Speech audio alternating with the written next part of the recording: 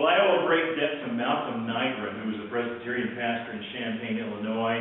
He has written a number of books in which there are stories and ideas and anecdotes that I borrow from time to time because they're very insightful and helpful. And I appreciate Malcolm, a mentor of mine, though he doesn't know it. He writes, "My second cousin, Suzanne Gunnarsson, was a gold medalist in the Olympic Games." Well, he paused, she's actually my second cousin's daughter, once removed. She's moved across the ocean, and I've never really even met her. Well, that's hardly a brush with fame, but it made the Games more interesting to the Nygren family. For them, this made the Games a more personal event. They were more than mere spectators. They were personally involved, even though it was quite removed and quite at a distance. Well, there are differing levels of involvement, and this one is pretty low level. It cost them nothing. It took no time away from them and their family's important things. And Malcolm writes, "It would not have cost my family much sleep if she hadn't won anything at all. Didn't change their lives. It was a bargain basement investment and involvement on their part." And that's always been the most popular way to get involved in relationships. Relationships without any commitment of any kind is the way of things now. We shop for the cheapest bargain in relationships that we can find. Often the commitment between employees and employers is good until the next downsizing occurs, or until the budget comes up and they have to reconfigure what they're doing financially. It's a tenuous kind of relationship. By the way, there are no more baseball teams anymore. There are migrant players moving from team to team every year, making it pretty difficult to find out who it is you're going to root for this year. I don't know many of the players on the Brewers. I like who's there, but I wish they'd stay for a while. I wish they'd make Milwaukee their home and say, "I'm going to stay here." You have the Robin Yountz, the Ryan Braun, and others. But it's not often that they do that, and the dollar, with few exceptions, has created these tenuous relationships, these bargain basement kinds of commitments. There are relationships now instead of marriages. They cost a lot less. Even marriages sometimes begin with a minimum commitment and a maximum amount of conflict in the end. Marriage hasn't gone bad. It's always been bad. It didn't cost enough. We get what we pay for, the old saying goes, and if we pay a cheap price, we get a cheap product. If we make the smallest possible investments in our wives and our husbands and our kids, and by the way, our neighbors' kids, because it takes a village, we enjoy the least meaning from the investment we've made. The least amount of commitment brings the least amount of pleasure or hope or enjoyment. Now, the Bible calls upon those who would dare to be invested as Christians to do something different than that. The Bible asks us to love God with all of our heart, soul, mind, and strength, and to love our neighbors as ourselves. The entire human person and all that that person entails and is to be involved in this love for God. That is real commitment. It's a relationship and a faith that changes everything that we think, everything that we do, and everything that we choose to be, everything that we are. It changes the way that you care for your families. It changes the way that we care about strangers whose names we don't know and that we've never met before, but turn to us and say, "You have something I need, will you help me?" Changes the way we worship and the way that we see worship, and the attitude of getting ready for and coming to worship and sitting down and preparing oneself for worship. It changes the way that we give and that we share our gifts with the church, that we can't wait to be participants in growing a church, growing a kingdom in a place where God is involved and that we invest in it. It changes the way we relate to God and serve, and there's nothing cheap about it. It's worth the price. Ask those who know. Ask someone like Dana Mashman. She knows. She lives by a thread every single day. And she knows that the investment she's put in loving God has been worth it. And for her, it has not been cheap at all. Well, now in our text, there's a dust-up between Jesus and the teachers of the law. By the way, the Gospel of Mark and Jesus don't seem to have a great fondness for the teachers of the law. They were lawyers of their day, and they were difficult people to work with. And in this particular incident, they're trying to find a way to trap him and trying to find a way to make him stumble so that all the claims he's made about himself will be awash. They were testing him with questions about the Jewish law, and the atmosphere was very hostile. But there was one teacher, one lawyer in this group, who was more curious than contemptuous. He wasn't looking for a contest. He was looking for answers. He wanted to know who this man was that had these things to say. And if he asked him the right question, would he have the right answers? He wanted to know who this man was. And he asked him a question, and Jesus turns to him and gives him an answer to the question, which is the greatest commandment of all. Which teacher is it? Jesus answered with what is called the Shema in Judaistic tradition. The Shema was the Jewish confession of faith. Hear, O Israel, the Lord is one. Love the Lord your God with all your heart and with all your soul and with all your mind and with all your strength. And to this day, pious Jews recite the Shema at the beginning of synagogue worship and at the end of synagogue worship, every morning and every evening. And this call to worship is recited, and when it is during worship, they take their right hand, and they cover their eyes, and they recite it, demonstrating that they know it by heart. So the teacher says to Jesus after he's answered the question, well said. He says to the Son of God, you got it right. Well said. Well, what does this story have to say? What does it mean? The word love here is an all-encompassing love. There is no restriction on this love. It is a passionate love. It is a love that is deeply, deeply invested because of the understanding of what God has done for us. The whole person, including the emotion, the thoughts, the behavior, even the body, is dedicated to loving and serving in obedience to God. This kind of dedication flies in the face of cultural norms. We're not used to it. We don't know what that kind of commitment is in this culture. Why? Why? Because we're willing to accept less than the real article. We're willing to accept something cheaper than the real thing. We accept less than worthy substitutes for the real article, and cheap bargain basement relationships are the norm. Anything more than cheap is thought to be fanatical. And there's nothing that we want less than to be thought of as fanatical.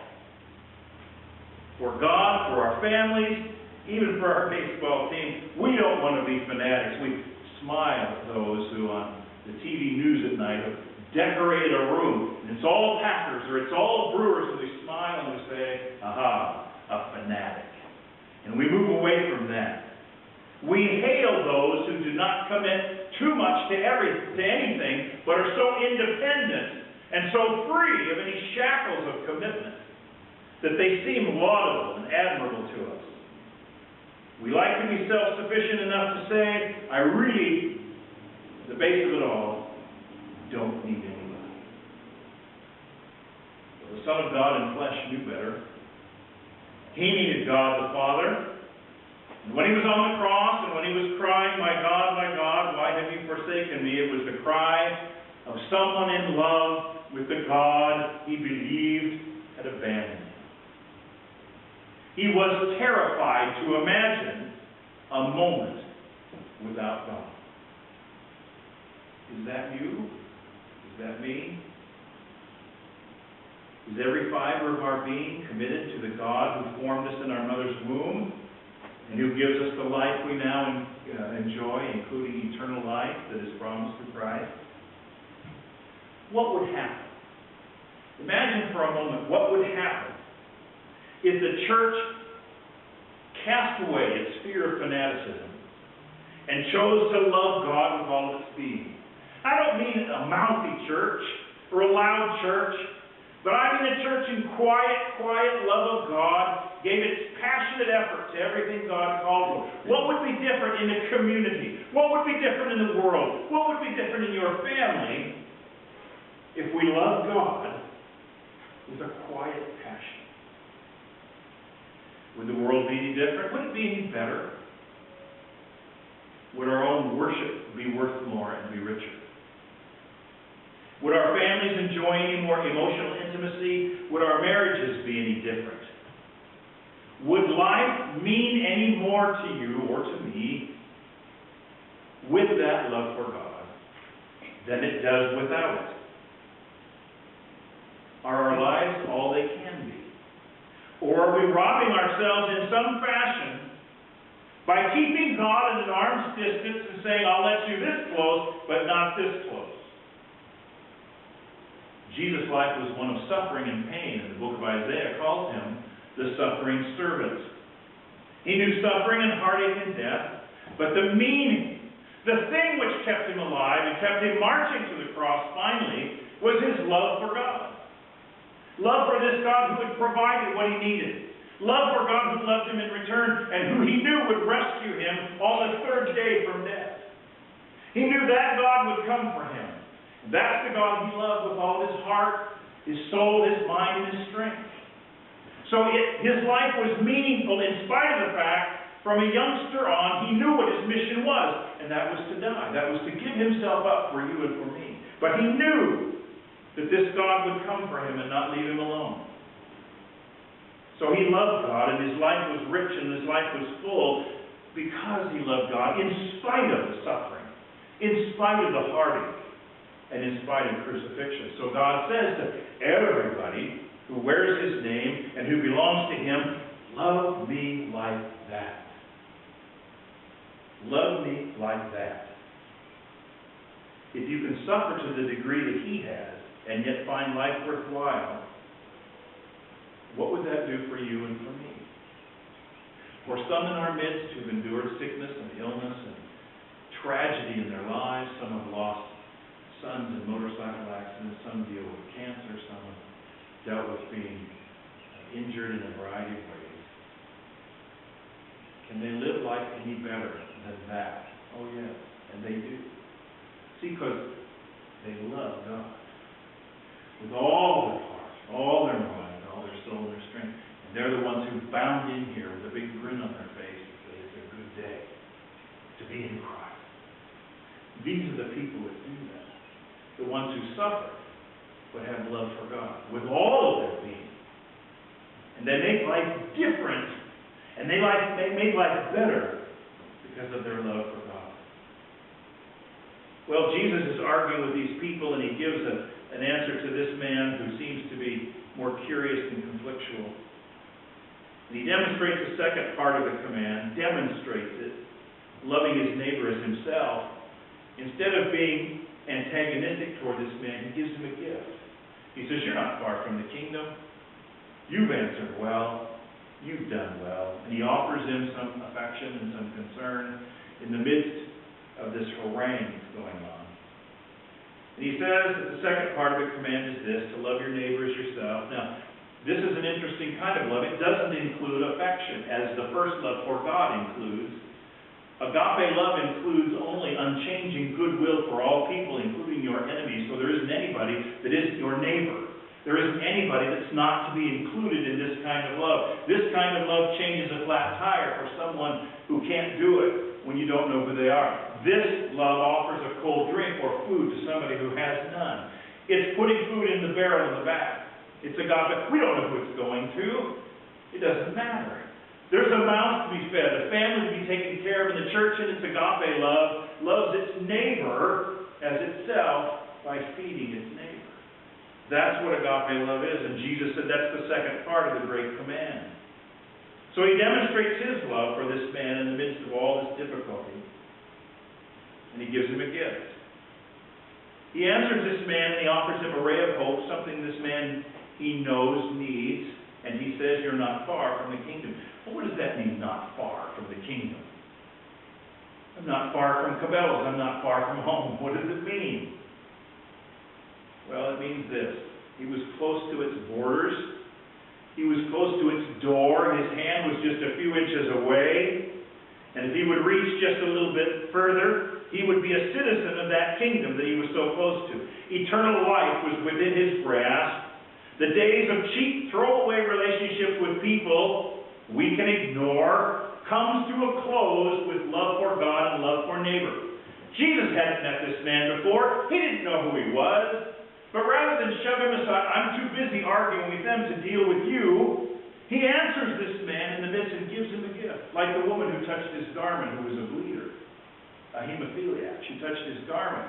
And he stops in the middle of this huge parade with his entourage, and they're going to Jerusalem. He turns around and he looks at her, and he says, "Who touched my garment?" Knowing full well who did. And she outs herself and says, "It was me." And he ministers to her. He didn't say, I've got more important people or more important things to do than deal with you. To him, she was important. To him, this man was important. They had a need. He had the ability to fulfill it. And agape love dictates that we do that for all who need us, even to his enemies. Did he say, "Father, forgive them. They know not what they do"? Well, why would you love him at all? And why would you do what he asked you to do? We have to understand and take time and meditate upon what he's done for us. The communion set before us that we'll partake of in a moment is something that he's done for us. And if we stop the train of our busy lives to contemplate what it took for thousands of years to plan that, to carry it out, make it happen, and then give the product to anybody who would receive it, that's pretty magnificent stuff. This is our God. They've taken time to know him. They've studied his word and uncovered the number of ways in which he has first loved us. Why do you love your parents? Why do you love your caregivers? Well, because they first loved you. And we remember them on Mother's Day and Father's Day and all kinds of holidays. We remember the people that are important, who've made our lives worthwhile. We remember our mentors. Here he is, right here, in front of us this morning. So take the Shema with you and recite it morning and night. And more than that, give yourself to the kind of relationship with God that produces a life of depth and a life of meaning that no other life provides. See what a difference it makes to love God with all of your heart, mind, soul, and strength, and your neighbor as yourself. Because this kind of dedicated love is enough. Love is enough to make life worthwhile. And these three remain, according to Paul in 1 Corinthians 13, faith, hope, and love, but the greatest of all is love. Give yourself that relationship with the God who beckons you by his love to come near. No more cheap, no more tawdry. The real thing.